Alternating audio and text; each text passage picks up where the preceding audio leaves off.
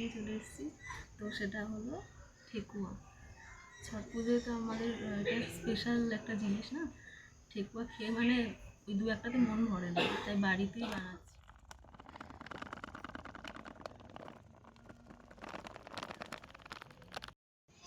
আচ্ছা, আমরা এখানে নিয়ে নিয়েছি একটা এরকম সাইজের বাটি। তো এটার মাপের আটার পরিমাণ বেশি হবে, দু বাটি হচ্ছে আটা। আর ময়দা দেব, তখন ওই ময়দাটা হবে কম, সেটা হবে এক ভাগ। একটা বাটি আটা ময়দাটা দেওয়া হয়ে গেছে। তো হচ্ছে এবার আমরা দিয়ে দেবো কিছু ড্রাই ফ্রুটস। তার মধ্যে আছে একটা মালা নারকেল কোরানো,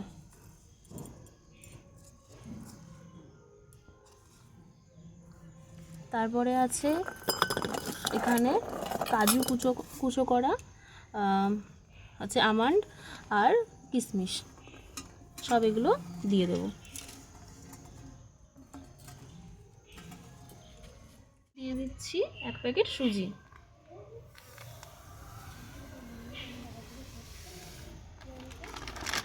সুজি দেওয়ার পর আমরা দিয়ে দেব এক বাটি গুড়।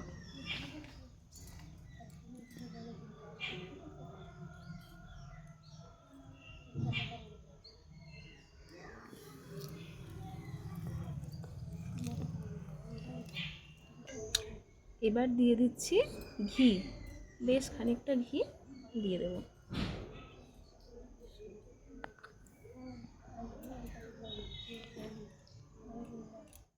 এবার দিয়ে দেব দুধ।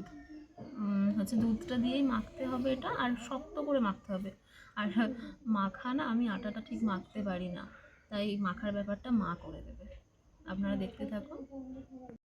আচ্ছা, এবার চলে এসেছে মা, আপনারা দেখতেই পাচ্ছেন।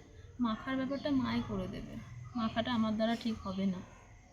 আমি অল্প অল্প করে দুধ দেবো, আর মায়েরা শক্ত করে মাখতে থাকবে, কারণ এতে আবার পরে চিনি পড়বে। চিনিটাকেও শেষে দেবো। তো আমরা আবার এক বাটি চিনি দিয়ে দিচ্ছি, আর চিনিটা শেষে দিচ্ছি যাতে বেশ মুখে পড়বে, ভালো লাগবে। আর আমরা দেখতেই পাচ্ছেন আবার স্টিলের একটা গামলা নিয়ে নিয়েছি, কারণ থালাটা না অসুবিধা হচ্ছিলো থালাতে মাখতে মায়ের। পুরো চিনিটা দিয়ে দিচ্ছি। হ্যাঁ মা। তো এটা আপনারা দেখতেই পাচ্ছেন, মা মেখে দিয়ে চলে গেছে। এবার কাজ হলো আমার, এখান থেকে ছোট ছোট এরকম বল মতন করে নেব।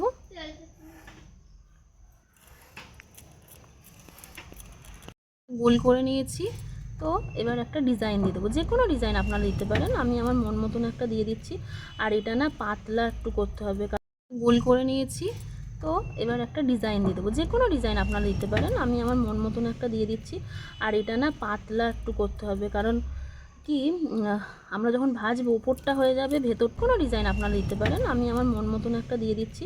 আর এটা না পাতলা একটু করতে হবে, কারণ কি আমরা যখন ভাজবো উপরটা হয়ে যাবে, ভেতরটা হবে না, ভালো লাগবে না খেতে। এই যে একটা টুথপিক নিয়ে নিয়েছি, কাঁটা চামচ বা যে কোনো কিছু দিয়ে আমার ঠেকুয়া রেডি। কেমন হয়েছে ডিজাইনটা? এরকম করে এবার আমরা সব ঠেকুয়াগুলো বানিয়ে নেব। সবগুলো হয়তো আমি একা পারবো না, তার আমার সাহায্যের জন্য আমার মা আর কাকিমা আছে, ওনারা বানিয়ে দেবেন। আমি দু একটা ভেজে আবার আপনাদের দেখাচ্ছি। দেখুন, আমি ঠেকুয়াগুলো গড়ে নিয়েছি, ডিজাইনও দিয়ে দেওয়া হয়েছে, আমি যেমন পেরেছি করেছি। এইটা কিন্তু মা করেছে, কি সুন্দর হয়েছে না? তো আপনারা দেখতেই পাচ্ছেন, আবার কাকিমাকে নিয়ে চলে এসেছি, কারণ উনুনও আমি ধরাতে পারি না, উনুনটা কাকিমা ধরিয়ে দেবে, ভাজবো আমি।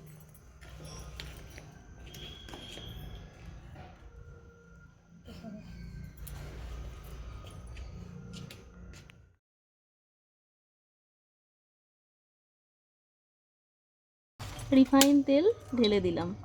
এটা ঘিয়ে ভাজলেও ভালো হয়, তবে বাড়িতে না অনেকে আছে ঘিটা ঠিক পছন্দ করে না, তাই বাধ্য হয়ে আমরা রিফাইন তেলেই ভাজছি।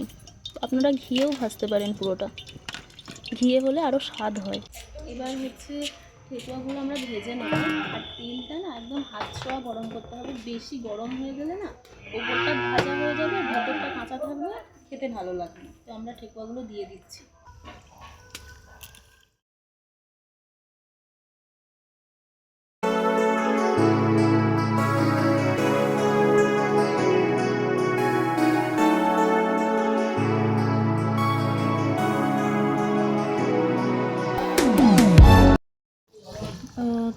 হচ্ছে আমাদের ঠেকুয়াগুলো ভাজা পুরো কমপ্লিট হয়ে গেছে, এবার আমরা তুলে নেব।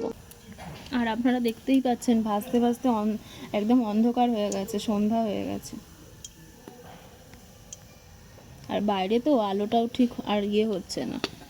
তো এবার আমাদের ভাজা এগুলো হয়ে গেছে, ঠেকুয়া আমাদের রেডি হয়ে গেছে, আর থালাতেও সাজিয়ে ফেলেছি। এবার চলুন আমি একটা ঠেকুয়া আপনাদের ভেঙে দেখাই যে ভেতরটা ঠিক কেমন হয়েছে। খুব সুন্দর হয়েছে, আর এটা না মানে বাসিই ভালো লাগবে বেশি টাটকার থেকে, আর আরও শক্ত হয়ে যাবে জিনিসটা। তো হচ্ছে ঠেকুয়া রেসিপিটা আপনাদের কেমন লাগলো অবশ্যই জানাবে, আর পাশে থাকবেন।